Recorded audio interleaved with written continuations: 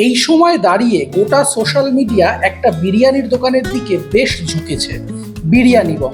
সত্যি বলতে মধ্যমগ্রামের বুকে কলকাতা ঘরানার বিরিয়ানি ছিল না। সারাক্ষণই এখানে দাদা বৌদি স্টাইলের বিরিয়ানি পাওয়া যেত। সেখানে পালে হাওয়া লাগিয়েছে এই বিরিয়ানি বং। 6 মাসে 3টে আউটলেট মানুষের কাছে জনপ্রিয়তা পেয়েছে বলেই এটা হয়েছে বলে আমার মনে হয়। একদম আদত কলকাতা ঘরানার বিরিয়ানি। আজকে আছি এদের বারাসাত আউটলেটে। এর আগেও আমি বিরিয়ানি বংয়ের ভিডিও করেছি, ওপরে আই বাটনে সেটা দিয়ে দিলাম। দামের পার্থক্যটাও দেখে নিতে পারবেন। তাহলে এটা কোনো পেড প্রমোশন না, ফলে আমি যা খেয়েছি তাই আপনাদের সামনে তুলে ধরলাম। বাই দ্য ওয়ে, আমি সন্দীপ আর আপনারা দেখছেন বেদুইন ফুডি। চ্যানেলটা ভালো লাগলে সাবস্ক্রাইব করবেন। বিরিয়ানি বংয়ের এর আগের ভিডিও এসেছিল গত অক্টোবরের 11 তারিখে। আজকে আবার এসেছি এদের বিরিয়ানি বংয়ের বারাসাতের আউটলেট কভার করতে। দোলতলা, মধ্যমগ্রাম, বারাসাত 3টে আউটলেট ওপেন হয়েছে 6 মাসে। ফলে বিপুল জনপ্রিয়তা লাভ করেছে বিরিয়ানিটা, তা বলাই বাহুল্য। আজকে এনাদের বিরিয়ানি টেস্ট করে দেখবো, চলে আসুন।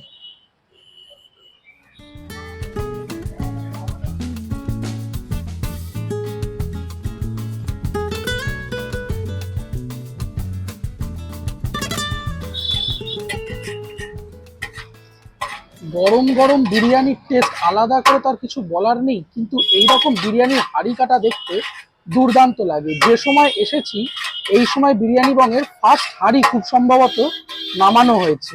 এটা কি মাটন বিরিয়ানি? আচ্ছা, মাটন বিরিয়ানির হাঁড়ি খোলা হয়েছে। Just look at the texture, কিরকম ফ্লাফি রাইস দেখুন।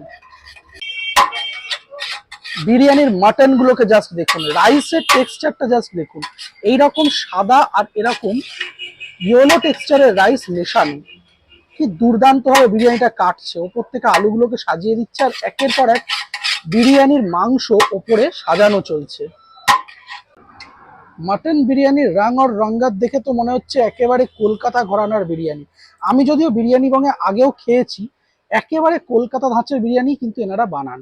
চিকেন বিরিয়ানির সাইজ দেখুন, চিকেনের একটা লেগ পিস তুলে দেখাবেন নাকি? Just look at the size man, একদম দুর্দান্ত। এটা লেগ আর থাইয়ের পিস একসঙ্গে মেশানো। এই হচ্ছে বিরিয়ানি বঙের মাটন লিভার কষা। এই রকম তার শান আর শওকাত দেখুন, জাস্ট পিস গুলো দেখুন, কি দুর্দান্ত রকম টেক্সচার। এইটা রেডি হচ্ছে আমাদের প্লেট। এইরকম মাটন বিরিয়ানি সুন্দর করে সাজিয়ে দেওয়া হচ্ছে একেবারে। দেখুন কি দুর্দান্ত ভাবে চলে গেল। হ্যাঁ, একটা সুন্দর মাটনের পিস, সাথে এরকম ডিম আর এরকম একটা আলু। একদম এর রূপ রস গন্ধ বলে দিচ্ছে এটা কি মারাত্মক রকম ভালো খেতে হবে।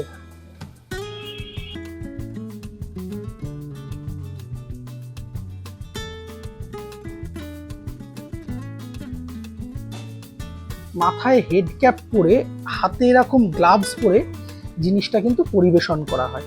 মানে হাইজিনের দিক থেকে কিন্তু আমি এনাদের দোলতলা আউটলেটেও দেখেছি এবং এখানেও দেখেছি জিনিসটা কিন্তু প্রপারলি মেনটেন হয়। এটা একটা ব্র্যান্ডের ক্ষেত্রে খুব পজিটিভ দিক। এইরকম একটা দুর্দান্ত সাইজের আলু দিয়েছে, সাথে ডিম আছে, যেটা মনটাকে আলাদা রকম একটা শান্তি দেয়। মাটন লিভার কষা আছে। আমি হাফ প্লেট অর্ডার করেছি, যেখানে 4 পিস থাকার কথা। এরপর দেখতে হবে ক পিস আছে। বিরিয়ানিটা না একেবারে কলকাতা ঘরানার বিরিয়ানি। মানে আমি ঠিক যে ধরনের বিরিয়ানি পছন্দ করি, আমার দাদা বৌদি স্টাইলের বিরিয়ানি খুব একটা বেশি ভালো লাগে না। তার কারণটা হচ্ছে তাদের রিচনেস। কিন্তু এই সাটল ফ্লেভারটা, যখন দোলতলার বিরিয়ানিটা আমি কভার করেছিলাম তখনও বলেছিলাম যে এনাদের বিরিয়ানির মধ্যে না একটা মমতা আছে। মানে মমতা বলতে মমতা বোধ বোঝাচ্ছি আর কি। এই ভালোবাসাটা না বিরিয়ানির মধ্যে যখনই আসে তখনই কিন্তু বাঙালির মধ্যে একটা আলাদা প্রেম ভাব জেগে ওঠে। বিরিয়ানি বঙের বিরিয়ানিটা না একেবারে কলকাতা ঘরানার বিরিয়ানি, যার ফলে এর যে টেক্সচার, এর যে কালার, এর যে অ্যারোমা, এই সব কিছুর মধ্যে একটা সাটেলনেস আছে।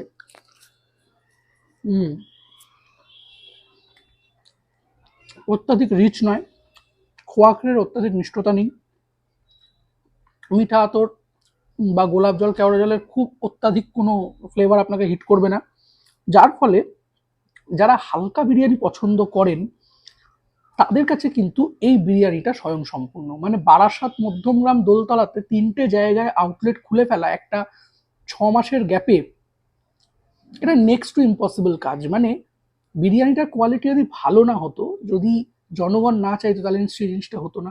ভালো বিরিয়ানি এনারা দিচ্ছেন, যাদের সাথে আমার টেস্ট বাড ম্যাচ করে তারা এসে খেয়ে দেখতে পারেন। এইরকম একটা দুর্দান্ত সাইজের নাল্লি পিস নিয়েছি। এখানে কিন্তু খুঁজতে যাবেন না যে আনলিমিটেড বিরিয়ানি, বা এখানে খুঁজতে যাবেন না যে মাটনের কিরকম 200 গ্রাম না 250 গ্রাম না 300 গ্রাম। একটা স্ট্যান্ডার্ড বিরিয়ানিতে যে স্ট্যান্ডার্ড মাটনের পিস হয় সেটাই কিন্তু হবে। দেখুন, just look at the softness, এইরকম নরম, মানে হাড় থেকে মাংসটা জাস্ট আলাদা হয়ে গেল। এইরকম নরম তুলতুলে নাল্লি পিস আছে, যেটা আমার সিনেমাটোগ্রাফার খুব ভালোবাসে, কিন্তু আজকে তিনি চিকেন বিরিয়ানি খাবেন। যাই হোক, এই মাটন বিরিয়ানিটা কিন্তু, মাটনটা নিয়ে কোনো কথাই হবে না, হালকা রেওয়াজদার পিস, তার সাথে এইরকম বেশ ভালো পরিমাণ মাংস আছে।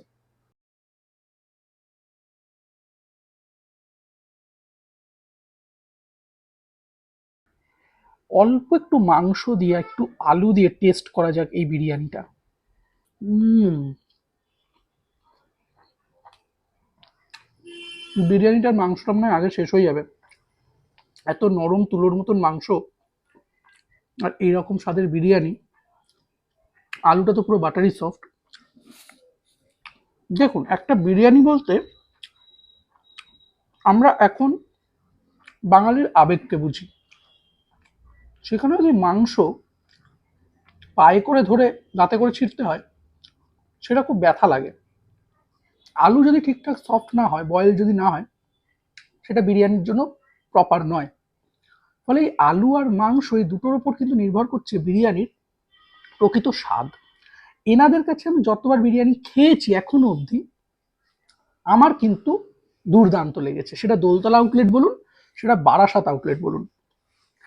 আজকে এই বিরিয়ানিটা খেতে গিয়ে আমার যেটা মনে হচ্ছে, যে এই মাটন বা এই আলু যদি ওনারা ধরে রাখতে পারেন, এই বিরিয়ানির টেস্ট যদি ওনারা ধরে রাখতে পারেন, কলকাতার মানুষের কাছে এই বিরিয়ানিটা পৌঁছতে খুব বেশি সময় লাগবে না। মাটনের কোয়ালিটিটা দেখুন, জাস্ট এইরকম পিঙ্কিশ, এইরকম রেশা রেশা ব্যাপারটা দেখেছেন, জাস্ট মুখে দিলেই গলে যাচ্ছে। দুর্দান্ত, চিবাতেও লাগছে না খুব একটা বেশি। মাটনের কোয়ালিটি ভালো হলে বিরিয়ানি এমনিও দৌড়বে। মাটন লিভার কষা নিয়েছি, এইরকম হাফ প্লেটে 1 2 3 4 5 পিস, 4 পিস মতন আছে। এইরকম তার রাঙার রাঙ্গাত দেখুন, জাস্ট ওপরের রোগানটা দেখুন, রোগানটা দেখুন জাস্ট একবার। এইটা খুব ভালো করে কষার ফলে তবেই বেরিয়ে আসে। এই যে মশলাটা দিয়ে ভুনা হয়েছে, সেটাই বলে দিচ্ছে টেস্ট কতটা রিচ হবে। এটা আমি একবার শুধু খেয়ে দেখি। মাটন লিভার না এমনিতেই খুব ডেলিকেট একটা আইটেম, মানে খুব বেশি কুক করা যায় না, আবার খুব আন্ডার কুকও করা যায় না। হুম,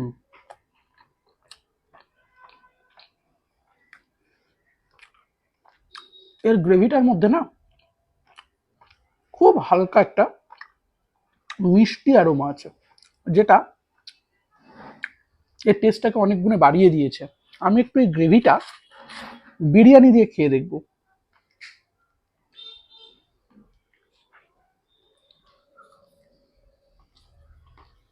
হুম, খুব ভালো। মানে এনারা যদি কোনোদিনও ব্রেড আইটেম কিছু রাখেন, সেটা রুমালি রুটি হোক বা লাচ্ছা পরোটা হোক, এই লিভার কষাটা কিন্তু একদম পারফেক্ট কম্বিনেশন, দুর্দান্ত। দেখুন, একটা কথা বলি, আপনি আমি সবাই জানি এখন ইউটিউবের দৌলতে যে অনেক বিখ্যাত বিখ্যাত রেস্টুরেন্ট তাদের গ্রেভি আইটেমগুলোতে ডালটা ইউজ করে, ফলে কিছু সময় এসিতে থাকবার পর সেই গ্রেভিটা না জমে যায়, খেতে বড্ড অকওয়ার্ড লাগে। কিন্তু এই দোকানটায় দেখলাম, এর আগেও দেখেছি, আমি অনেকক্ষণ এসিতে বসে আছি, 17 ডিগ্রি টেম্পারেচার করা আছে, কিন্তু তাও গ্রেভি কিন্তু জমেনি, ফলে ডালটার কিন্তু কোনো ব্যবহার নেই, নিশ্চিন্তে খেতে পারেন। যে পরিমাণে বিরিয়ানি দিয়েছে, 1 plate mutton biryani 1 plate chicken biryani নিয়েছিলাম, তাতে খেয়ে দুজন কমপ্লিট করতে পারিনি, যেটা যদিও আমারটা আলাদা প্রসঙ্গ, আমি অতটা বেশি খেয়ে উঠতে পারিনি আজকে।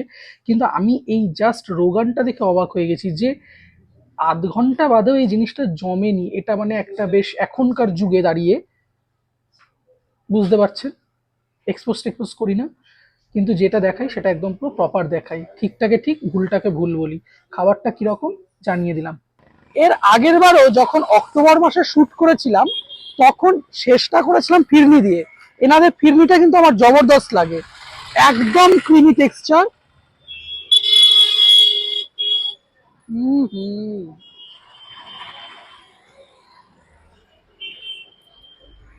এটা ফাটাফাটি।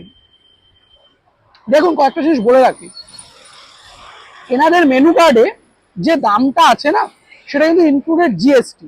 ফলে 219 টাকা, 329 টাকা এগুলো থেকে ঘাবড়ে যাবেন না, এগুলো জিএসটি ইনক্লুডেড দাম। আপনারা একবার জিজ্ঞাসা করে নেবেন। কোয়ান্টিটি যে পরিমাণ দেয় দুজনের জন্য সাফিসিয়েন্ট। একটা এক্সট্রা মাটন, একটা এক্সট্রা চিকেন নিয়ে নিলে ব্যাপারটা আরো বেশি ভালোভাবে জমে যাবে। দেখলাম আগের বারের থেকে এবারে অনেক কিছু বেশি ইমপ্রুভ করেছে। তবে আমার একটা ওয়াইজ ওপিনিয়ন, এই মাটন চাপ বা মাটন লিভার কষা এই আইটেমগুলোর সাথে যদি কোনো ব্রেড আইটেম থাকে তাহলে আরো বেটার হয়, তাহলে আর কি অপশন আরো একটা বেশি খোলে। বাকি আপনারা জানেন কি করতে হবে, সুন্দর করে কচি করে লাইক, শেয়ার, সাবস্ক্রাইব। দেখা হচ্ছে পরের একটা ভালো ভিডিওতে, ততক্ষণ টাটা।